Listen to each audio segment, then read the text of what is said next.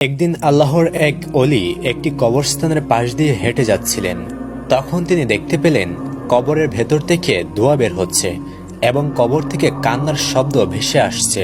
আল্লাহর ওই অলি এই দৃশ্য দেখে থমকে গেলেন। তিনি দাঁড়িয়ে দেখতে পেলেন দুইটা কবর থেকে ধোঁয়া বের হচ্ছে এবং ভয়ঙ্কর আহাজারির শব্দ শোনা যাচ্ছে।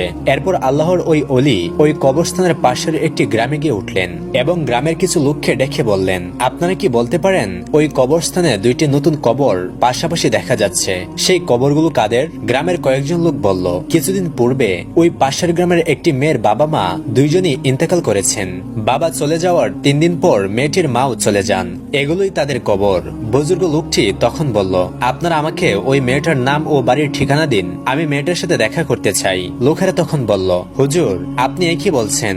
আপনি কি জানেন কে সেই মেয়ে? সেই মেয়েটি হলো এই গ্রামের একজন বিখ্যাত নষ্টা মেয়ে। সে দিনের বেলায় সারাদিন ঘুমায় আর রাত হলে পরপুরুষের সাথে বাজে কাজে লিপ্ত হয়। মেয়েটি দেখতে অনেক সুন্দরী, তাই অনেক দূর দূরান্ত থেকে পরপুরুষ এসে টাকার বিনিময়ে তার সাথে মিলিত হয়ে যায়। হুজুর আপনাকে তো দেখতে আল্লাহর একজন বুজুর্গ ব্যক্তি মনে হচ্ছে, আপনি কেন ওই নষ্টা মেয়ের সাথে দেখা করতে চাচ্ছেন? আল্লাহর ওলি তখন বললেন, মেয়েটি যেমনই হোক না কেন আমাকে যে তার সাথে দেখা করতেই হবে। আপনারা বলুন আমি কিভাবে মেয়েটির বাড়ি পর্যন্ত পৌঁছাতে পারি? তখন আরেকজন লোক বলল, হুজুর আমরা জানি না সবকিছু জানার পরেও আপনি কেন ওই মেয়ের সাথে দেখা করতে চাচ্ছেন। মেয়েটি এতই খারাপ চরিত্রের মানুষ যে আপনি যদি তার সাথে দেখা করেন তাহলে মানুষ আপনাকে নিয়ে বাজে কথা বলবে, আপনার চরিত্রে কলঙ্ক উঠাবে। আল্লাহর ওলি তখন বললেন, আমাকে মানুষ যাই বলুক না কেন তবু আমাকে মেয়েটির সাথে সাক্ষাৎ করতেই হবে। আল্লাহর ওলির বিশেষ অনুরোধে শেষ পর্যন্ত লোকেরা ওই মেয়েটির ঠিকানা বলল। তারা বলল, ওই পাশের গ্রামে যাওয়ার পথে একটি বটগাছ আছে, সেই বটগাছটা বরাবর যে রাস্তাটা গেছে সেই রাস্তার মাথার বাড়িটাই হলো ওই নষ্টা মেয়ের বাড়ি। মেয়েটার নাম গোলাপি। এরপর আল্লাহর ওই অলি মেয়েটির বাড়ির দিকে রওনা করলেন। হাঁটতে হাঁটতে তিনি পথের মাঝে একটি বটগাছ দেখতে পেলেন এবং সেই বটগাছের নিচে একজন লোক বসা ছিল। আল্লাহর অলি ওই লোকটাকে জিজ্ঞাসা করলেন, ভাই সাহেব গোলাপির বাড়ি কি এটা? লোকটি বলল, জি এটাই। কিন্তু হুজুর আপনি কেন তার বাড়িতে যাবেন? তার কাছে তো কোনো ভালো মানুষ যায় না, তাকে সবাই রাতে রানী বলে ডাকে, সে সারাদিন ঘুমায় আর যখনই অন্ধকার নেমে আসে তখনই পরপুরুষের যাতায়াত শুরু হয় তার বাড়িতে। পুরুষেরা সারা রাত তার সাথে রাত কাটায়, সকালবেলা আবার চলে যায়। হুজুর আপনি কেন এই সময় তার কাছে যাচ্ছেন? আপনাকে দেখে তো একজন পরহেজগার মানুষ মনে হচ্ছে। আল্লাহর ওই অলি বললেন, আমি কোনো খারাপ উদ্দেশ্য নিয়ে তার কাছে যাচ্ছি না, আমি তাকে ভালো পথে ফিরিয়ে আনার জন্য আহ্বান করতে যাচ্ছি। আচ্ছা তুমি আমাকে বলো তো এই মেয়েটি কতদিন ধরে এই কাজে লিপ্ত আছে? লোকটি বলল, কয়েক মাস হলো মেয়েটির বাবা মা দুনিয়া ছেড়ে চলে যান, এরপর থেকে মেয়েটি এই খারাপ পথে চলে যায়। অতঃপর আল্লাহর অলি আর কোনো কথা না বলে সেই রাস্তা ধরে মেয়েটির বাড়িতে গিয়ে উঠলেন। তিনি উঠানে দাঁড়িয়ে ডাকতে লাগলেন, ঘরের ভেতরে কি কেউ আছেন?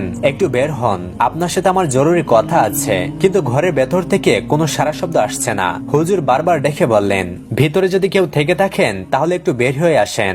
এরপর ঘরের ভেতর থেকে একটি মহিলা বের হয়ে আসলো। আল্লাহর অলি জিজ্ঞাসা করলেন, আপনার নাম কি গোলাপি? মহিলাটি বলল, না আমার নাম গোলাপি নয়, আপা ওই পুকুর পাড়ে গোসল করতে গেছে, আপনি ওখানে গেলেই তাকে দেখতে পাবেন।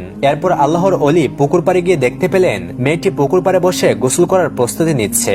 আল্লাহর ওই অলিকে দেখে মেয়েটি থমকে গেল। তারপর বলল, হুজুর আপনি কেন এখানে আসলেন? হুজুর বললেন, আমি তোমার সাথে কিছু বিশেষ কথা বলতে চাই। মেয়েটি বলল, হুজুর সবাই তো আমার কাছে একটি কারণেই আসে, কিন্তু আপনাকে দেখে তো মনে হচ্ছে আপনি আল্লাহ পূজারী একজন মানুষ। তাহলে বলুন তো আমার মতো একজন নষ্টা মেয়ের সাথে আপনার কি এমন বিশেষ কথা থাকতে পারে? হুজুর বললেন, আমি তোমাকে কিছু কথা জিজ্ঞাসা করব, তুমি কি তার সঠিক জবাব দিবে? মেয়েটি বলল, আমার চরিত্র খারাপ হলেও আমি আবার মিথ্যা কথা বলতে পারি না, আপনি বলুন কি জানতে চান? আল্লাহর ওলি বললেন, কিছুদিন আগে তোমার বাবা মা দুজনই দুনিয়া ছেড়ে চলে গেছে, এটা তো সত্য।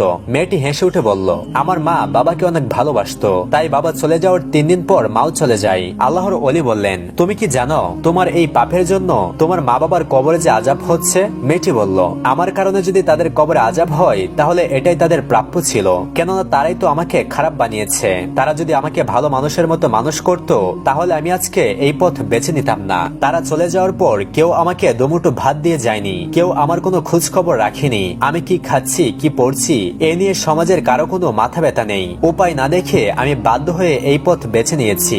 আল্লাহর ওলি বললেন, মাগো, বাবা মা কখনোই চায় না তাদের সন্তান খারাপ পথে পরিচালিত হোক। তারা তাদের সাধ্যমতো সন্তানদেরকে মানুষ করার চেষ্টা করে। দুনিয়াতে অনেক ভালো কাজ আছে, তুমি সেগুলো তো বেছে নিতে পারতে। বিয়ে করে সংসারী হতে, সেটাই তো ছিল তোমার জন্য মঙ্গল। এখন তোমার এই খারাপ কাজের জন্য কবরে তারা শাস্তি পাচ্ছে। তারা তো এজন্য তোমাকে দুনিয়াতে জন্ম দিয়ে যাননি।